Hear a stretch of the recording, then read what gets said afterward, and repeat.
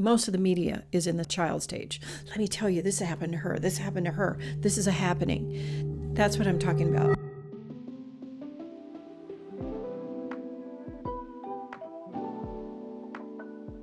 Michael Beckwith has done a lot of work in this area, and he has named the 4 stages. Now, I rename them a bit because I don't really feel like his are the best, but he has done a lot of work in understanding the 4 levels of growth when it comes to connection with spirit and connection with essentially all that is. People may talk about being enlightened. That would be level 4. So let's start. What is the first level? Where do we all start? Well, what I call is the child. Michael Beckwith calls it the victim stage, but I feel like it's more of the child stage because we all start there. Some people never leave childhood, either through trauma or through training, or most of the media is in the child stage. Let me tell you, this happened to her, this happened to her, this is a happening. That's what I'm talking about. In the child stage, it's where things are happening to me. Life is coming at me, and I have to be very careful and in control and pay attention and maintain and manipulate everything in my life just to make sure that things will happen the way I want them to happen. Do you ever catch yourself doing that? People who have problems with anxiety, they're stuck there. People who are having issues with worrying about what other people are doing in their life, you're stuck in the victim stage. You're stuck in what I call the child stage. Because think about it. When you were a child, you had no control over what happened in your life. You had no control of whether somebody would feed you or change your diaper, whether they would leave you in a safe place or anything like that. And if, God forbid, any of the not so great stuff happened while you were not able to be in control, then that leaves a belief inside of you that you don't have any control, that you are now stuck waiting for things to happen to you. It's a terrible feeling, but that's where most of us are. Another thing that goes along with this stage is Dr. Dweck, I believe is her name. She had the training mindset versus the fixed mindset. A fixed mindset is a person who believes that you're born with everything you have, all the gifts that you have, your heredity, everything about you, and you are a victim of that, and you can't change any of that. I am this way because my father did this. I am this way because my mother did this. This is the way I was raised. This is me. It is because. So in that child stage or victim stage, people tend to point to outside circumstances to make excuses for where they are. That's very, very common. And that's where most of us are. I'm not saying it's wrong. I'm just saying it is. So when you're in this state of mind versus being in a changeable mind, being in if I practice, I'll get better mind. There's a famous story about Michael Jordan. Instead of having the fixed mindset as like, I suck at basketball and I'll never do well, because he famously didn't play very well when he first started. But he had a different mindset. He's like, wow, I'll bet you if I work hard, I could master this. That is the growth mindset. And that leads us to level 2, which is the manifestor stage. I can create this in my life if I work hard enough. That is level 2. Level 2 is where you begin to take control and responsibility of what's going on in your life. And what that looks like is, if I want this, I have to get out there and work for it. Many of us are stuck in between level 1 and 2. If I don't control it and I don't work for it, then it will never happen. Does that sound familiar? Yes, in many people's experience, that's true.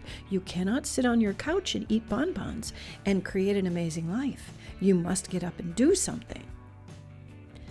But an amazing life can come if you act with inspiration rather than force. So when you are in this creator stage, you tend to use a lot of your own personal energy. You tend to use a lot of force. You tend to do a lot of shoulding and have-toing to yourself.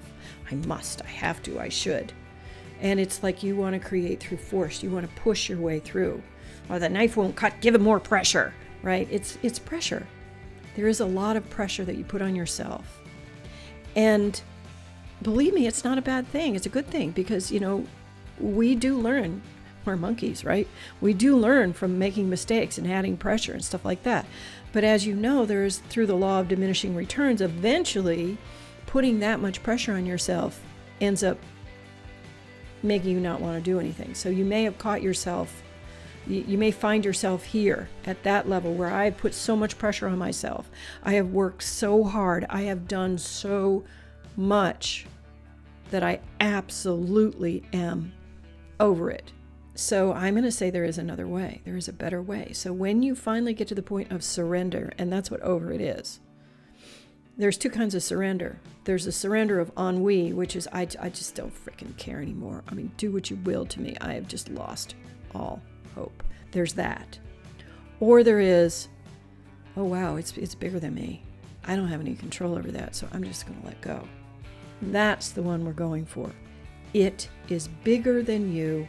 You don't have enough physical strength and energy to manage the entire world as much as you want to have it. You cannot micromanage yourself, the world, your business, everything, and manifest your stuff. And if it doesn't come quick enough, it must be something wrong I did wrong, right? Because level 2 is about taking responsibility. So I'm going to say, when we get to the I give up, it's bigger than me, let's learn a better way, then we find ourselves in level 3. And level 3, Michael Beckwith calls the channeler stage. And this is what I call it, the surrender stage, where you have said, oh snap, this is way too exhausting. There's got to be a better way. And that is when you have learned that you can grow, but you don't have to push. You can expand, but you don't have to force. So when you're in stage 3, then you understand that you essentially just have to set your GPS and know your truth, know your line, and then act through your heart. And then suddenly you'll find how things just fall into place. There's nothing you need to do. This is where you begin to become a human being instead of a human doing. This is when you begin to act as if, but you don't have to act. It's not acting anymore. You just are embodying it. That is where, at this stage of consciousness, you understand that you don't have to make anything happen. You just have to step back and get out of the way and allow whatever happens next to be perfect. Do you get that? So you trust the universe. You trust the people around you. And there are people who are currently spending a lot of time wavering in between stage 2 and stage 3. And that means you've been on your spiritual journey for a while. You're understanding that, how this stuff kind of works, but you still kind of take full responsibility for everything. So in this stage, in this third stage, you're kind of letting go of responsibility. You are surrendering. That stuff is too freaking big for me, right? So you're going to back up and you're going to realize that you cannot do enough to make everything happen. Anybody who studies Wayne Dyer, you got to see over the years, starting in the 70s and going through the 2000s, his growth through the spiritual stages. And it's wonderful. He taught each one as it was needed. And when he was in that third stage of allowing things to go through, he talked a lot about it. I'm going to set my intention and then allow. That's exactly what he meant. He meant that you are not here to just do. You are here to be and embody. You're setting your GPS and you are just flowing in the moment.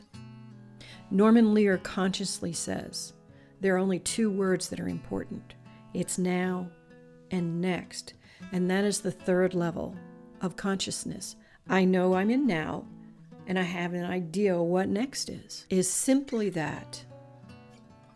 Wherever I am, whatever I do, whatever is happening through me, around me, or with me is okay. When you say I don't care, you truly are not attached. It's like, that happened. Wow. It's where people see that they don't know everything so they don't need to try to know everything. It's where people feel and know that life just passes in phases. And for me, how I consciously experience it is I am able to see the layers, since I can see through space and time, the layers of possibility. And it just removes all ego about anything. I have no causation of any of this. I am simply here to go, that's interesting. And so when you are in level 4, life just happens. And you are simply there, witnessing it happening.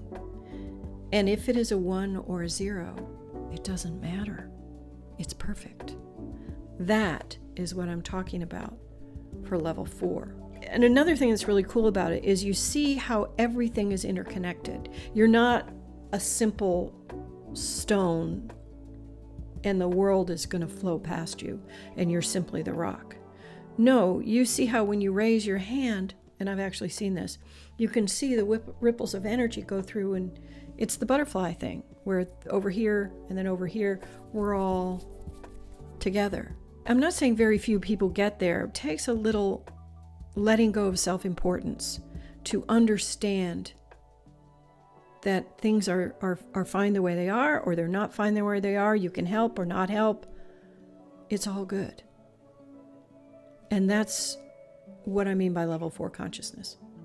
Now, there is a level 5, my guides just wanted to mention, and that level 5 is essentially where you are simply there and breathing,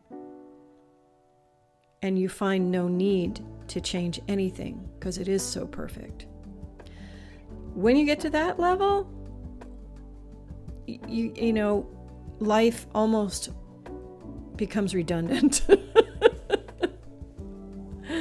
and that's the best way to see it, is at level 5 you just are, and usually that's just spirit.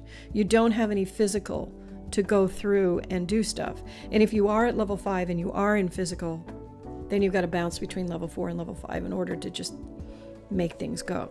But at level 4, anything can happen, and it's all okay.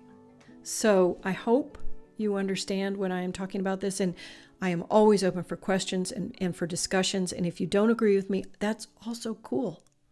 I love that. Let's talk about it.